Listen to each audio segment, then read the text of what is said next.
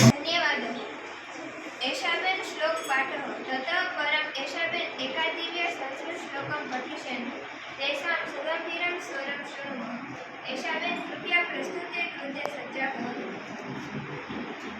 सौराष्ट्रे सोमनाथं च श्रीशैले मल्लिकार्जुनम् उज्जैन्या महाकाल ओंकारमलेश्वरम् परल्या वैद्यनाथं च राकिन्या भीमशङ्करम् सेतुबन्धे तु रामेशं नागेशं दारुकावत् वाराणस्या तु विश्वेशं त्र्यम्बकं गौतमीनं हिमालये तु केदारं कृष्णेशं च शिवानम् एतानि ज्योतिर्लिङ्गानि सायं प्रातः पठेत् सप्तजन्मकृतं पापं स्मरणे विनश्यति।